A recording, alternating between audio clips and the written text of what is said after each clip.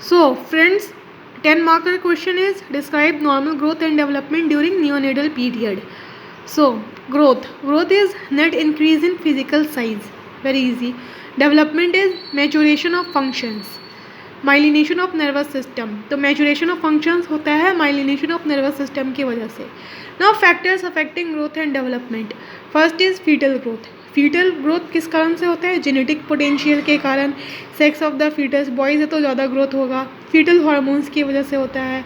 Fetal growth factors होता है, placental factors होता है और मैटरनल फैक्टर्स. और पोस्ट नेटल पीरियड में होता है genetic factors, then IUGR, then hormones, again hormones, genetic factors, nutrition, infections.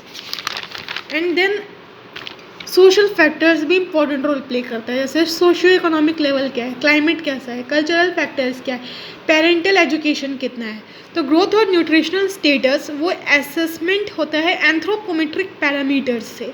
Growth और nutritional status assist by anthropometric parameters. तो जैसे किसी बच्चे का कितना ग्रोथ हुआ, न्यूट्रिशनल स्टेटस कैसा है, तो उसके लिए बच्चे का देखेंगे वेट.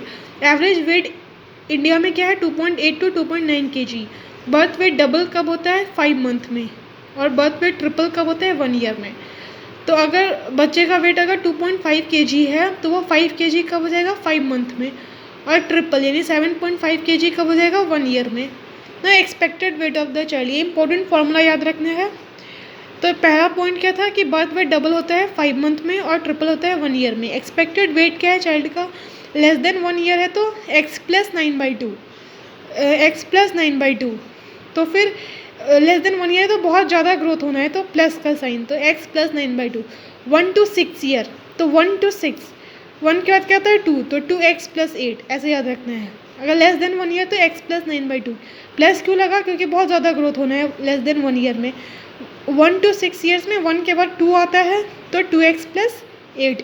7 to 12 ईयर्स, तो 7 को एज इट इज़ लिखे 7x - 5/2, 7x - 5/2. क्योंकि 7 to 12 ईयर्स में उतना ग्रोथ नहीं होना है तो माइनस का साइन, 7x - 5/2. तो लेस देन 1 ईयर में बहुत ज़्यादा ग्रोथ होना है तो x + 9/2.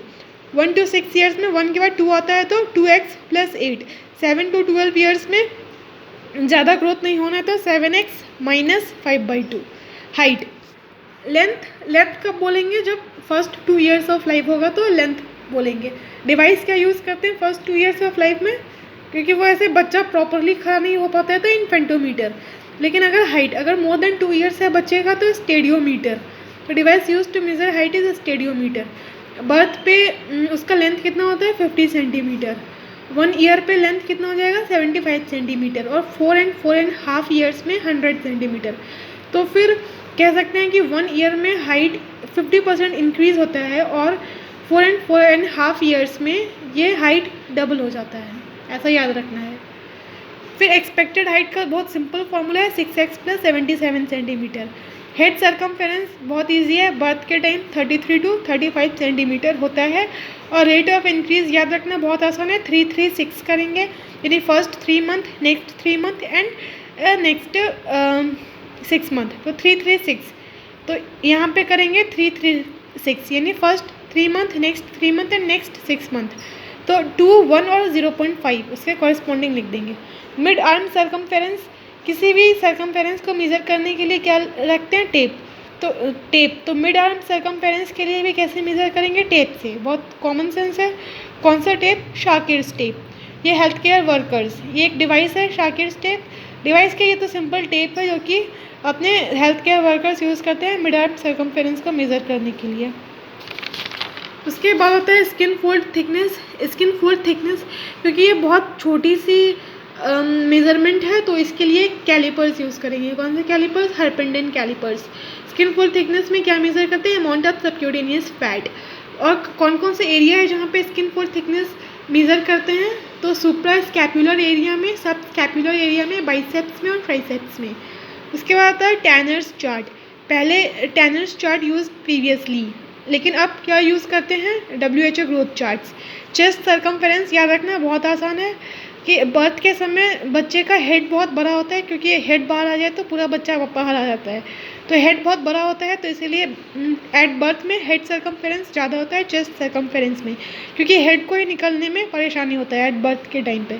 तो बाय 9 मंथ दोनों इक्वल हो जाएगा और 1 ईयर में वो ओवरटेक कर जाएगा चेस्ट सर्कमफेरेंस।